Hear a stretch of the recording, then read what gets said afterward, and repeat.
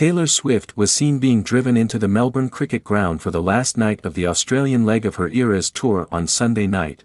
The global megastar, 34, arrived in chauffeured FBI style as she made her way to the stadium just hours before the show for sound check. A cavalcade of blacked-out Land Rovers were seen driving down Brunton Avenue and into the underground car park of the venue. With one carrying the Shake It Off star, huge crowds were also seen descending on the MCG.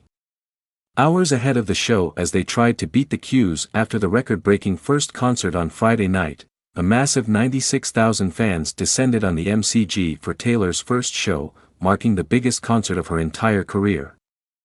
While hundreds more ticketless fans gathered outside the stadium to listen in, despite already having performed at huge sporting stadiums across the US, the opening night of her Australian tour broke records, as she has never performed to a crowd larger than 74,000. Reacting to performing at her biggest show to date, Taylor told the 96,000-strong crowd on Friday, "This is the biggest show we've done on this tour or any tour I have ever done. That's the version you get of me tonight, the version that is completely starstruck by the fact that so many of you wanted to hang out with us on Sunday night in Melbourne, as well as the massive crowds inside the venue. Huge numbers also stood outside the grounds." Despite not having secured tickets, in a bid to hear the set list, however, Taylor's Australian Eras tour has been hit by tragedy after it emerged on Saturday that a teenager was killed in a horrific highway crash while on a family road trip to see the pop star. Mika Pokarir, 16, died when the SUV she was traveling in with her mother and sister from the Gold Coast in Queensland to Melbourne collided with a semi-trailer near Dubbo.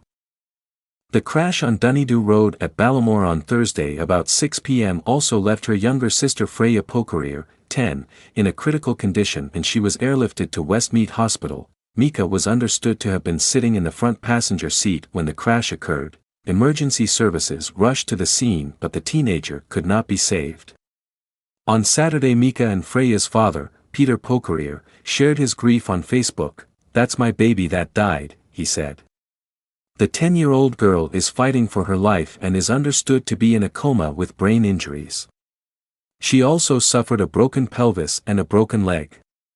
The driver of the semi-trailer had minor injuries and was taken to Dubbo Hospital in a stable condition. The mother of the two girls who was driving the SUV sustained several injuries following the crash and was also taken to Dubbo Hospital. Images from the scene in the aftermath of the crash show plumes of thick, black smoke rising into the sky. The Gold Coast-based family were heading down to Melbourne ahead of Taylor's first sold-out concert at the MCG. Taylor had kicked off the Australian leg of her Eras tour in Melbourne on Friday night with around 96,000 fans in attendance, the biggest concert of her career. The godmother of the two girls, Carly Fox, said the two girls were very much looking forward to attending the 14-time Grammy Award winner's concert. This was supposed to be a road trip of a lifetime with them going to concerts in both Melbourne and Sydney. She told the Courier Mail, a GoFundMe page was set up on Friday to arrange funds for the family, with almost $12,000 raised so far with a target of $20,000.